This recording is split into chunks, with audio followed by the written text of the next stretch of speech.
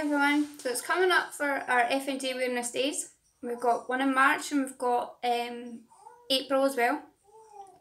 So I thought I'd get started and doing a wee post and letting you know that just reach out and get support.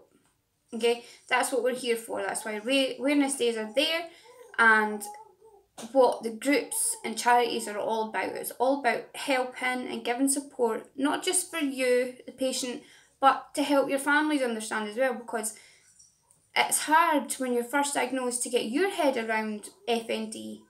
But then you've got the family as well who's also trying to figure out what's going on, and they don't always know how to help if you're having some kind of symptom, like if you're having a seizure and things like this. So next month we have a FND Hope support peer meeting in Edinburgh, and I'm looking forward to everybody who's going to come. We've got a lot of things going on with FND Action, FND Dimensions, and all the other groups and things like this as well. But reach out. If you're struggling, then reach out to someone on the group, because that's what we're there for. There's my group, Functional Neurological Disorder. It was the first group that was made for FND, and I'm so happy that since we've opened that group, we've got so many other groups that's opened up. Fantastic charities and so many wonderful people helping, and everybody on each group is amazing. They're there, they give support, each member it supports other people. Sorry, that's the wee one you can hear in the background. But yeah, if you're struggling, then don't keep it in.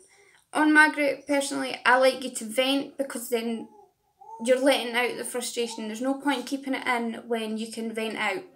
Okay, so as I said, it's better letting things out to people in the group who'll understand. Sometimes it's hard talking to a family member or your partner, on how you're feeling, because they just don't understand completely what's going through your head. We don't always understand what's going on with their heads. So having somewhere that you're able to express yourself and then hear that other people are actually feeling the same thing is a huge support just on its own, let alone the tips and advice that you can get, the help that we can provide on who to contact if you're needing help, like physios and doctors and things like that in your area, which we're actually able to do now. We're able to give advice and say, oh, this person in this area is good and this person in this area is good, you can try contacting this person. Sometimes we're not always lucky, and that really frustrates us, but we do try. We try our very hardest, and it might not seem like it on the actual groups, but in the background we're doing so much work to try and make FND so much awareness and doing so much research. And at the minute I'm in the middle of doing books, so I'm doing a book on FND and pregnancy and things like this, and how FND affects everybody's day-to-day life and what is FND. Just things that not only the patient and families can read, but could give out to medical professionals so they can understand from a patient's perspective what is going on. Because so many of us go into the doctor, and what happens, we get fobbed off. We get told, oh, you've got FND, bye, there's the door.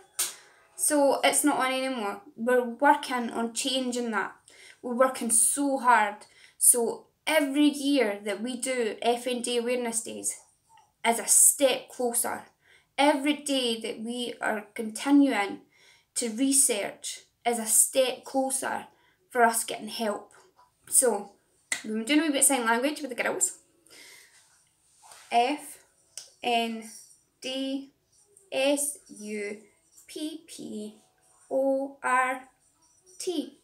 FND support. And that's what we're here for. Thank you. See you later. Bye.